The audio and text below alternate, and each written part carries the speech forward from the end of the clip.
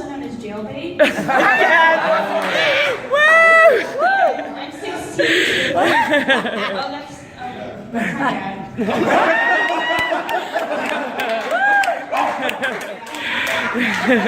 Yeah, 16 can get 20.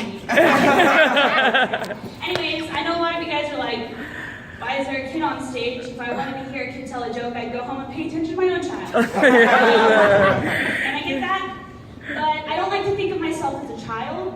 I like to think of myself as more of a young adult. And I base this off of my sense of humor. It's matured over the years. I understand a lot of masturbation jokes told tonight. Sorry, Mom. This is a really proud moment for her. I think every parent, when they have a child, especially a daughter, they hope they get on stage in front of a bunch of people and talk about masturbation. And Mama, I made it. Even though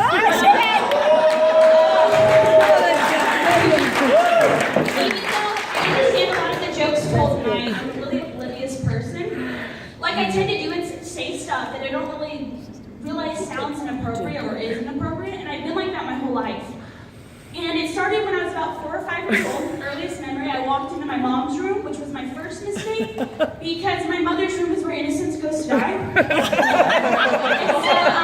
I walk in, and I find a massager, and I assume it's a facial massager, because on the front of the package, it shows this woman caressing her face with it. She's actually more like cradling it against her cheek like this.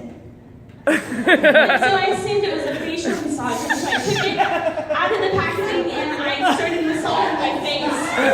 And I went upstairs and my mom's in the kitchen with our landlord of all people, who is also an FBI agent. And I'm massaging my face with a facial massager. And my mom's horrified and tells me to go put it back. And it wasn't until many years later that I realized it wasn't a facial massager, it was a vagina massager. That I had been rubbing my face with a vibrating dildo. Not a proud moment for me. You guys remember being a teenager, right? Like, right? Yeah. Kind of smelling bad. So you guys do remember that? My mom doesn't. Like a whole decade's gone from her memory. Thank you. But I will leave you with this. A story that will be all teenage stories. I have 3 older brothers who take me to school and take me back from school because I'm 16 and I can't drive.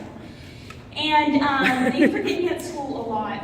And so I have this phobia where at the end of school, when I get out of school, I have to find my brothers to make sure they don't leave me.